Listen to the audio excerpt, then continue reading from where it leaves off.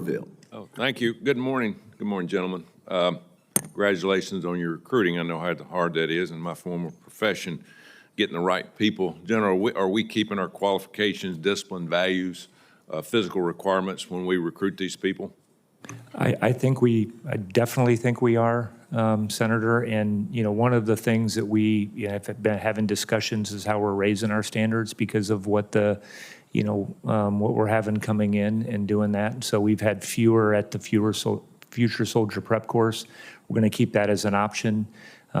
We do have times where we have some really brilliant soldiers out there that maybe need to spend a couple of weeks getting in a little bit better shape to join our formation, and that's what that's for, but really pleased with the path that we're on. As long as we're putting them through that and they can handle it.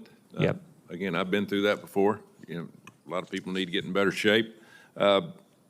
In Secretary Hess's memo directing the Army Transformation Initiative, it states that the Army will begin enabling AI-driven command control by 2027.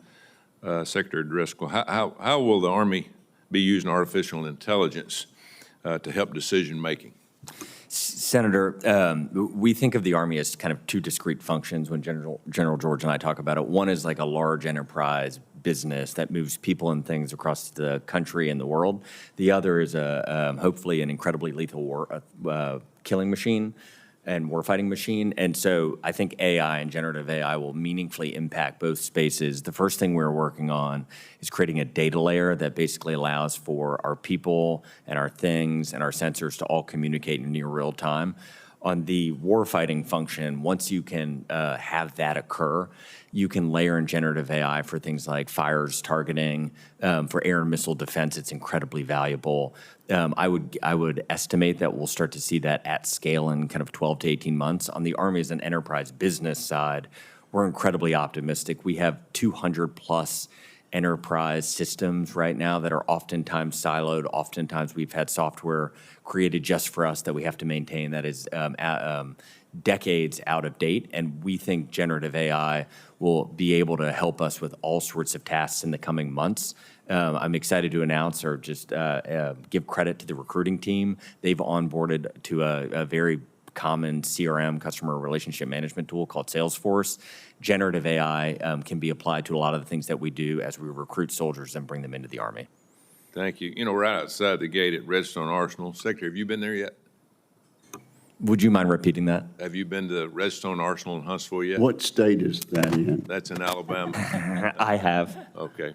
If you hadn't, we need to get you there. And by the way, you're making decisions and transforming our military. I'm good with that. You're actually cutting some contracts and things in my state.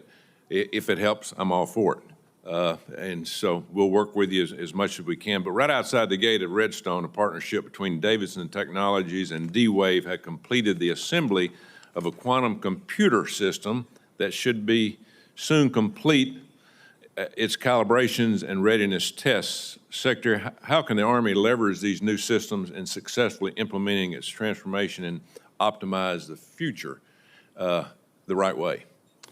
Senator Slotkin and I were at a dinner a couple nights ago talking about quantum computing and what quantum computing is going to be able to do to how our ability to process information as human beings is otherworldly. It's some things as simple as convoy routes for transportation, all the way up to you could probably start to plan out where should you put air and missile defense systems and how would they react in near real time to threats. And so any sort of innovation like that, we are completely supportive of.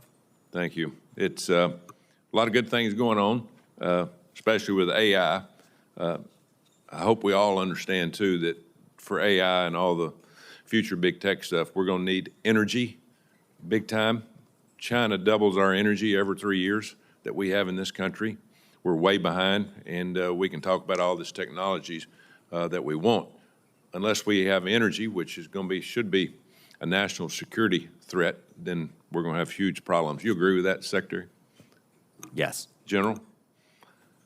Yes, Senator, I do. Yeah, I would hope we start talking about it a lot more, make sure that, with all these things we got coming down the pipe, that we have the availability to, number one, be able to build them, and number two, have the energy to run all of our data centers and mega data centers in the future. Thank you, Mr. Chairman.